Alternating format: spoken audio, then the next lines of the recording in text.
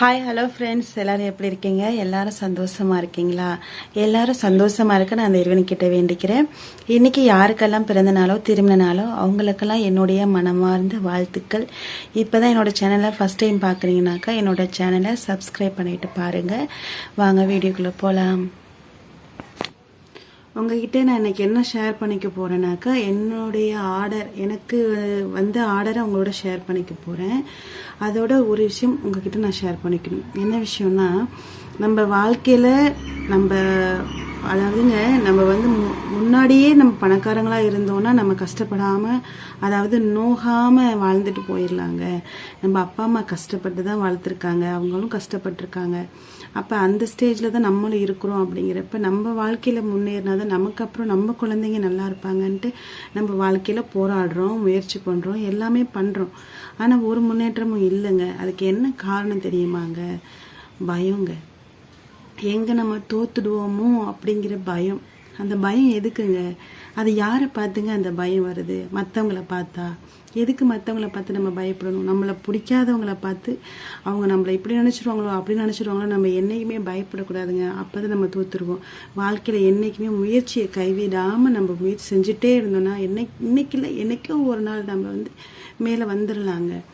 அதனால என்னைக்குமே முயற்சி செய்யறதை விட்டுறாதீங்க. முயற்சி செய்யும் போது அடுத்தவங்களை பார்த்து பயந்துடாதீங்க. ஏன்னா உங்களுக்கு என்ன பிடிச்சதோ அதை நீங்க சிறப்பா செஞ்சுக்கிட்டே வாங்க. நீங்க மற்றவங்களை பார்த்தீங்கன்னா கண்டிப்பா அந்த இடத்துல நீங்க முன்னேறவே முடியாதுங்க.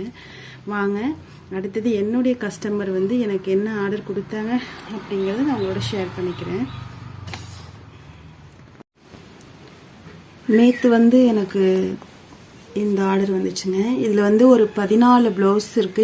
இது சாதா பிளவுஸ். இது எல்லாமே சாதா பிளவுஸ். இது எல்லாமே ஒரே கஸ்டமரோடது. மொத்தமா கொடுத்துருக்காங்க இதை ஸ்டிச் பண்ண சொல்லி. இவங்களே எக்ஸ்ட்ரா ஒரு 3 பிளவுஸ் சாதா பிளவுஸோட சேர்த்து ஒரு 3 saree, அதாவது லைனிங் பிளவுஸ் ஸ்டிச் பண்ண சொல்லி கொடுத்துருக்குறாங்க. இந்த saree ஒன்று,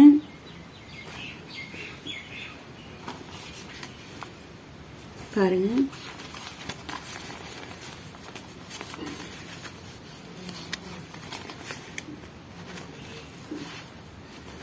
இந்த saree ஒண்ணு,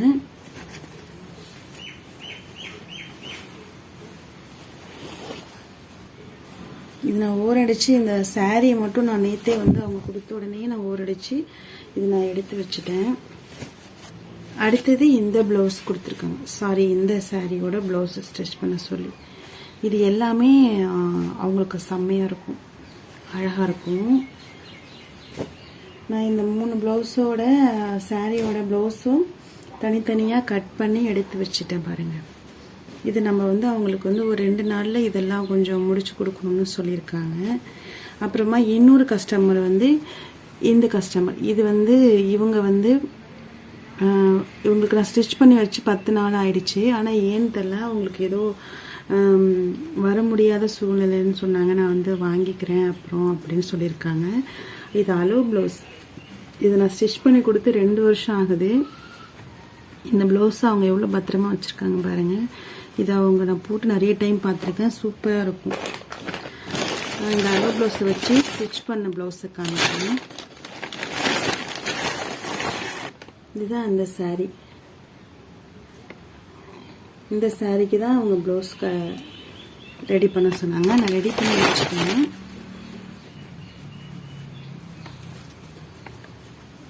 பைப்பிங் கொடுத்துருக்குறோம். இந்த சாரியோட துணி எடுத்து பைப்பிங் கொடுத்துருக்குறோம். கைக்கு இப்படி பட்டர்ஃப்ளை கை மாதிரி கொடுக்க சொன்னாங்க. அவங்களுக்கு பிடிச்ச மாதிரி நம்ம செஞ்சு வச்சுட்டோம். ஏன்னு தெரியல, ஆனால் அவங்க ஒரு 10 நாளாச்சு இன்னும் இதை வாங்கிக்கல. வருவாங்க, நம்புவோம். வாங்கிப்பாங்க. என்ன காரணம்னு தெரியல, அவங்க வர முடியல. அடுத்தது இந்த ஆர்டருங்க. இது 3மே சாதாரணமாக ஒரு காட்டன் சாரியில் கட் பண்ண ப்ளவுஸு. இதுக்கு ஒரு 3 ப்ளவுஸ் நான் ஸ்டிச் பண்ணி வச்சுருந்தேன். ஆல்ரெடி உங்களுக்கு ஸ்டிச் பண்ணி வச்சுருந்தேன். அதுக்கு மொத்த அமௌண்ட்டு கொடுக்காம ஒரு 100 ரூபி மட்டும் கொடுத்துட்டு இந்த ப்ளவுஸை ஸ்டிச் பண்ணுறப்ப சேர்த்து தரேன்னு சொல்லிட்டாங்க. நமக்கு சில டைமில் இந்த மாதிரியெல்லாம் நடக்கும் தான். நம்ம ஸ்டிச் பண்ண காசு நமக்கு மொத்தமாக வராது தான். சில நேரத்தில் வந்து இப்படி நடக்கும். அப்போ நம்ம என்ன பண்ண முடியுங்க, வேறு வழி இல்லை. அப்போ நம்ம அட்ஜஸ்ட் பண்ணி தான் ஆகணும். எல்லா நேரமும் நம்ம கஸ்டமர்கிட்ட எனக்கு நீங்கள் இப்போ கொடுத்து தான் ஆகணும், நீங்கள் கொடுத்துட்டு தான் நீங்கள் துணியை வாங்கிட்டு போகணும் அப்படின்னு நம்ம சொன்னோன்னா மறுபடியும் அந்த கஸ்டமர் நம்மக்கிட்ட வரமாட்டாங்க. அந்த மாதிரி சூழ்நிலை இருக்கிறப்போ நம்ம வேறு வழி இல்லை, பொறுமையாக தான் போக வேண்டியது இருக்குது. அப்புறமா இன்னொரு கஸ்டமரோட இதை காமிக்கிறேன். இது வந்து ரொம்ப நாள் ஆச்சு. இந்த ப்ளவுஸ் கொடுத்து ரொம்ப நாள் ஆச்சு.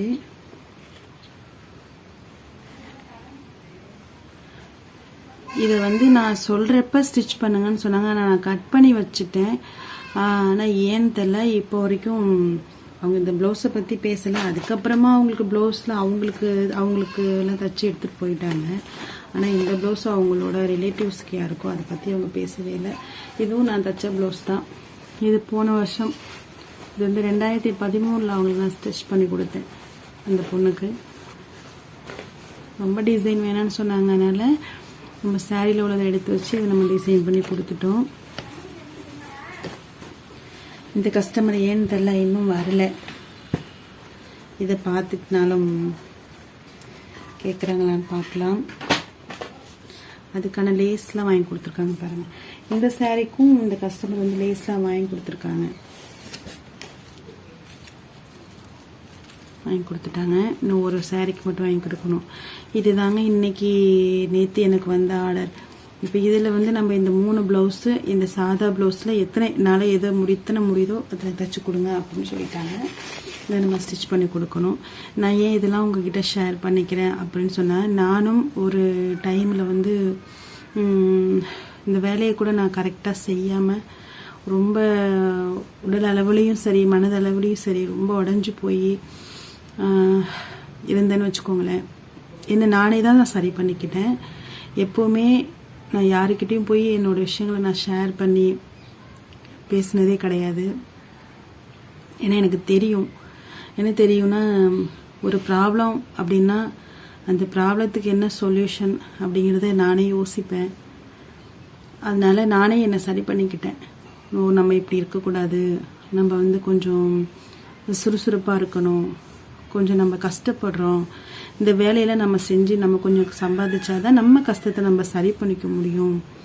அதனால நானே என்னை சரி பண்ணி தாங்க நானே உள்ளுக்குள்ளேயே கேள்வி கேட்டு என்னை நான் மீட்டெடுத்துக்கிட்டு தாங்க ஒரு வேலையும் செய்கிறேன். அதையும் மீறி இடையில நான் வந்து டவுன் ஆவேன், மனதளவில் டவுன் ஆவேன்.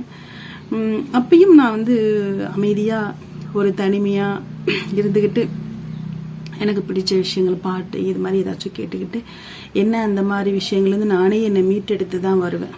தனிமையாக இருப்பேன். இல்லைன்னா வேறு ஏதாச்சும் இந்த இயற்கையான விஷயங்களை ரசிச்சுட்டு பார்ப்பேன், புக்கு படிப்பேன். இந்த மாதிரி தாங்க என்ன நான் சரி பண்ணிப்பேன்.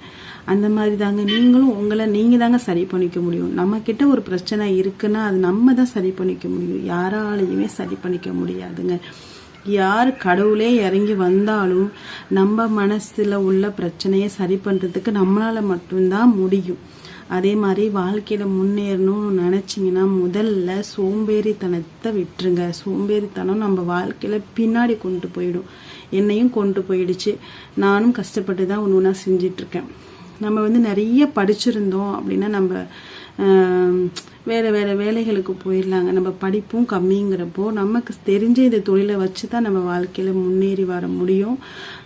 இதில் தான் நம்ம வந்து சம்பாதிக்கவும் முடியும். தெரிஞ்ச தொழிலை தான் செய்ய முடியும்.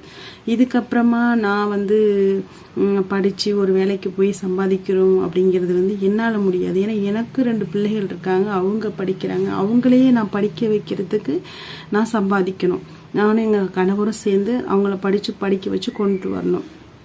இப்படிப்பட்ட சூழ்நிலையில் நான் வந்து என்னோட தொழிலை தான் நான் டெவலப் பண்ணி கொண்டு போகணுங்கிறத நான் வந்து யோசிச்சு தாங்க திரும்பவும் இந்த தொழிலை கொண்டு வரேன். ஆனால் தையல் தொழிலில் எனக்கு உடம்புல நிறைய ப்ராப்ளம் வந்துட்டு தான் இருக்குது.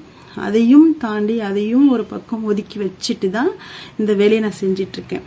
இதே மாதிரி நம்ம வந்து ஒருத்தவங்க கிட்ட வேலை செய்கிறோம் அப்படின்னு வச்சுக்கோங்களேன். டெய்லரிங் வேலையை மட்டும் சொல்கிறேன்.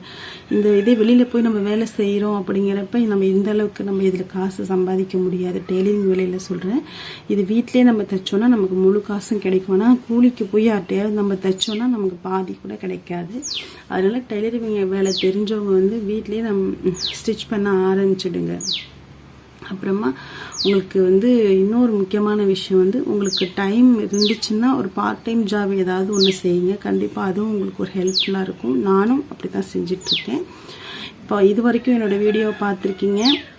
உங்களுக்கு பிடிச்சிருந்துச்சுன்னா என்னோடய சேனலை சப்ஸ்கிரைப் பண்ணுங்கள், லைக் பண்ணுங்கள். நான் ஏதாவது தெரியாமல் ஒரு வார்த்தைகள் ஏதாவது பேசியிருந்தேன், என்னை மீறி நான் உங்கள்கிட்ட ஏதாவது பேசியிருந்தேன்னா அதை வந்து மன்னிச்சுடுங்க, தயவு செஞ்சு மன்னிச்சுடுங்க. ஏன்னா வீடியோவில் நம்ம ஃப்ளோவாக பேசிகிட்டு இருக்கிறப்ப ஏதாவது தேவையில்லாத வார்த்தைகள் பேசிட்டோன்னா அதை நீங்கள் என்னை மன்னிச்சுக்கோங்க.